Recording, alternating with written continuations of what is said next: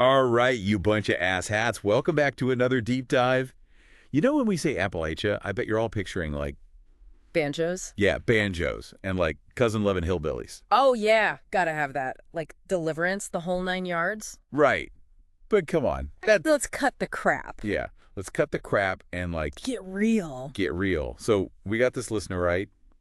Sent us a stack of articles, mostly Wikipedia, Bless their heart. and they want like the real, The no bullshit Appalachia. yeah, history, the culture, like The whole shebang. the whole shebang. Yeah. So I guess we're taking a big old dump. On all this, this tired-ass stereotypes. Tired-ass stereotypes. We're going to bust some myths. Cover some surprising shit. And yeah, maybe drop a few F-bombs along the way. Absolutely. So first off, like, where the fuck is Appalachia? Is it just, like, a bunch of mountains, or is it, like, some kind of... State of mind? Yeah, like a redneck swing. The official definition, you know, from the Appalachian Regional Commission, the ARC. The ARC. Yeah, if you're a Government. government-loving asshat. Yes, it covers 13 states. 13. Get the fuck out of here. You serious? Yeah. I thought it was like West Virginia. And what? Some other shithole. Yeah, exactly. No, it stretches all the way from Mississippi to New York. Mississippi, New York. Even parts of Maryland. That ain't the Appalachia I know from And like... a shitty documentary. Yeah. Those shitty documentaries. Yeah. And how many goddamn counties are we even talking here? We're talking 420 counties, my friend. 420. Nice. And even that definition, like, it gets debated, you know? You got folks talking about old Appalachia, which is like Like the hardcore OG. the hardcore, like, mountain region. And then you got greater Appalachia, which includes, you know, some of the surrounding areas that, like, share those cultural and economic ties. So basically nobody knows where this place begins or ends. Pretty much. All right. Sounds about right for, like, A place is mysterious and... fucked up as like, Appalachia. mysterious and fucked up. Yeah. So what about, like, the name itself? Appalachia. Yeah, Appalachia. Sounds like something a conquistador coughed up. after way too much tequila. Yeah. Too much tequila. Funny you should say that. It actually appears on the Spanish map from the 1500s. No shit. Yeah. Before they were calling this whole landmass America. America, right? Okay. They found this Native American tribe near Tallahassee, Florida, the Appalachian or something like that, Tallahassee. and decided to slap their name on the map. So this whole goddamn region is named after, like... Some random-ass tribe in Florida. Yeah, some random-ass tribe. Pretty much. History is a bitch. Fucked up bitch, ain't it? Fucked up bitch. So, all right, let's get to the people. Like, we all know about those, like, rough and tumble... Yeah, like whiskey-swilling Scots-Irish settlers, right? They were definitely the dominant group, you know, hardworking, independent, stubborn as hell. But, Oh, it's fair. but let's not forget about those German and Welsh miners. Oh, yeah, busting their ass in those cold... Brought in their ass, yeah. And what about, weren't there like African Americans in Appalachia? Oh, absolutely. We got to give a shout out to the African Americans who've been part of the Appalachian story since like the 1700s. 1700. Ah, damn. Yeah, they even have their own term, Appalachia. Appalachia. Appalachia. Never heard that one before. That's what they call it. So we're talking about like a melting pot. Of pissed off people. Yeah, a melting pot of pissed off people who just said fuck it to the establishment and like carved out their own little slice of hell. In these mountains. Yeah, in these mountains. Exactly. And that diversity is still key. To understanding Appalachia. Yeah. Understanding Appalachia today, it's not just one monolithic culture. It's a complex tapestry woven from, like, you know, the struggles, the traditions, and the stubborn-ass attitudes of all these different groups. You know, when you think about it, Appalachia's history is a goddamn roller coaster ride. Oh, yeah. Yeah. Economic booms and busts fueled by natural resources. So like what, from logging? To coal mining to like... Manufacturing? Yeah, manufacturing. Yeah. It seems like every time Appalachia like got a taste of prosperity, some greedy motherfucker came along and just like sucked it dry. Yeah, that's a pretty accurate assessment. Faster. The boom and bust cycles, they created this culture of like resilience. Oh, resilient. And also hardship. Oh, for sure.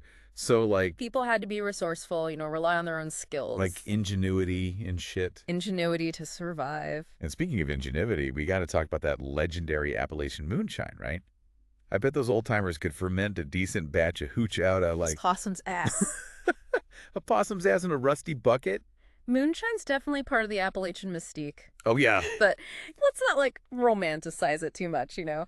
It was often a way for people to make ends meet Right. when legitimate jobs were scarce. So it was Like survival, yeah. plain and simple. Survival of the fittest, baby. It's Well, like they had like a built-in bullshit detector for all that fancy, like, overpriced crap that, you know, the rest of the world was obsessed with. mm-hmm.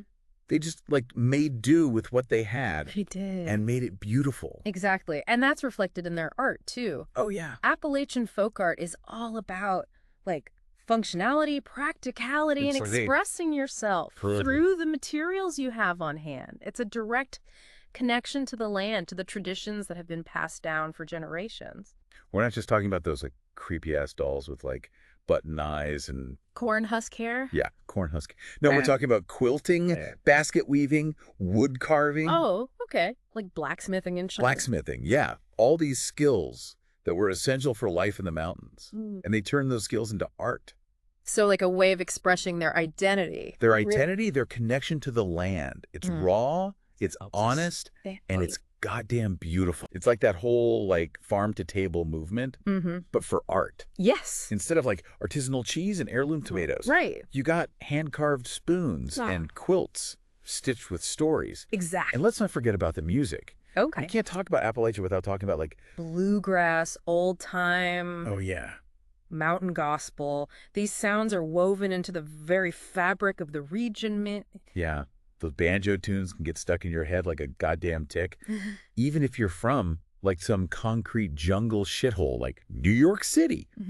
There's something about that music that, like, speaks to the soul. It does. It's raw. It's honest.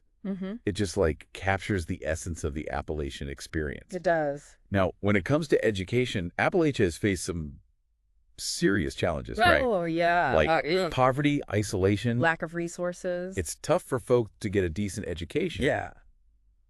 But hold on, don't go thinking these people are stupid. No. Yeah. They have different kind of intelligence, right? Exactly. It's like a wisdom that comes from, like, living close to the land and just facing hardship head on. A deep understanding of nature. Yeah. A respect for tradition. A strong work ethic. Strong work ethic that's been passed down through generations. Passed down for generations. And let's not forget, some of the brightest minds in science and technology have come from Appalachia. Oh, yeah. Like who? Oh, like, you remember that dude who built a rocket in his backyard? And ended up working for NASA. Yeah. Homer Hickam. Homer Hickam. October Sky. The Rocket Boy. The Rocket Boys. They grew up in a dying coal town in West Virginia. Really? But they had dreams that reach for the stars. That's inspiring shit, man. But let's get back to, like, reality for a sec. Okay. Appalachia is still struggling. Oh, yeah. With, like... poverty, unemployment. Yeah, all those... a whole bunch of other problems. So what the hell is being done to help these people? Well, the government stepped in back in the 60s. No. With the Appalachian Regional Commission, the ARC. The ARC again. Yeah. They poured money into infrastructure, education, healthcare. Trying to, like... bring the region into the 20th century. Sounds like a typical government clusterfuck. Yeah. Did it actually make a difference? It did, to some extent. To some extent. But there's still a long way to go. The problems are deeply rooted, and it takes more than just throwing money at them. To solve them. Yeah, to solve them. So it's like a mixed bag, right? Yeah. Progress has been made, but the scars of poverty and neglect run deep. Yeah, they run deep. What about, like, the environment? When I think about Appalachia, I'm picturing, like, clear streams, pristine forests. Like enough fresh air to clear out your lungs after a lifetime of smoking. The Appalachian Mountains are stunningly beautiful, no doubt. Oh, I bet. But this region has also been exploited for its natural resources for centuries. For centuries. Yeah. Logging, coal mining, all that industrial pollution has left its mark on the land and the people. So we're talking about, like, deforestation, top removal, poisoned rivers. Sounds like the rest of the goddamn country, right? We take what we want, use it up, and leave a trail of destruction in our wake. It's a tragic story, but it's also a story of resilience. People in Appalachia are fighting back. Good for them. Trying to protect their land and their way of life. They deserve a break after all the shit they've been through. Speaking of breaks, yeah, I could use a goddamn drink. Let's grab a beer and dive into the weird shit, huh? Let's do it.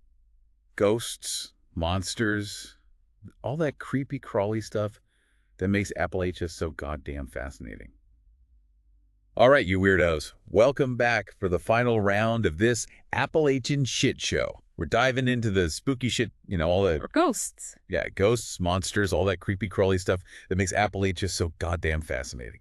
So if you get easily spooked by stories of monsters and unexplained phenomena, you might want to switch to a podcast about kittens and rainbows right about now. But if you're like us... and you're fascinated by the dark side of this goddamn planet, buckle up, Buttercup. We're going deep. We're about to delve into the spooky, supernatural underbelly of Appalachia. Let's start with, the Mothman. Oh, the Mothman. This, winged monstrosity that supposedly terrorized... Mount Pleasant, West Virginia. Back in the 60s, right? Back in the 60s. Red eyes. Huge wings. And like a screech that could curdle your grandma's moonshine. Some folks say it was a government experiment gone wrong. Others think it was a harbinger of doom. Yeah. Personally, I think it was just some drunk hillbilly tripping balls on bad moonshine. To be. But hey, a good monster story never hurt anyone. That's true. And the Mothman ain't the only creepy critter lurking in these hills, right? Oh, no, not at all. We got the Bell Witch. Oh, yeah. A vengeful spirit that tormented a family in Tennessee. For years. Yeah. Scratching, whispering, and even, slapping people around. Don't forget about those mysterious lights that dance around Brown Mountain in North Carolina. Oh, yeah, those are freaky. What is, ghosts of Cherokee warriors or some shit? Some say that. Others claim they're UFOs. Yeah. Swamp gas, space aliens, vengeful spirits. Appalachia's got it all, man. It's enough to make you sleep with the lights on and a shotgun under your pillow. For sure. But you know what's even scarier than all those monsters and ghosts? What's that? The goddamn stereotypes that people have about Appalachia. You're talking about the toothless. Yeah. The toothless, barefoot hillbillies who marry their cousins. Spend their days feuding. Yeah, feuding and making moonshine. Mm-hmm. Those lazy, ignorant, backwoods stereotypes that Hollywood loves to shove down our throats. It's bullshit, man. It's bullshit. And it's not just harmless fun. No. Those stereotypes have real-world consequences. Oh, yeah. They contribute to discrimination, prejudice, and a lack of understanding about the real people who live in this region. It's like looking at a tapestry and only seeing the frayed edges. Yeah. Ignoring the intricate patterns and vibrant colors that make up the whole. Mm-hmm. Appalachia is a complex region with a rich history. Diverse culture. And a whole lot of goddamn heart. And a whole lot of people who are sick and tired of being portrayed as ignorant hillbillies. Right. They're hardworking, resilient, and resourceful as hell. They face some tough challenges. They have. But they're still standing, and they're not going anywhere. So to all you folks out there who still think Appalachia is one big, backwards hillbilly haven, I've got one thing to say. What's that? Get your head out of your ass. This region is full of beauty, complexity, and goddamn surprises. It's worth getting to know, warts and all. Well said, my friend. Well said. Huh. And on that note, I guess that's going to wrap up this Appalachian adventure. Yeah. We had some laughs. Learned some shit. Maybe even busted a few stereotypes along the way. If you want the real deal on Appalachia, go visit, talk to the people, explore the mountains, listen to the music. You might just find yourself falling in love with this wild, wonderful, and often misunderstood region. And hey, if you happen to see a giant Mothman with glowing red eyes, just run like hell. Good advice. Until next time, you beautiful bastards, keep it real, keep it weird, and keep exploring.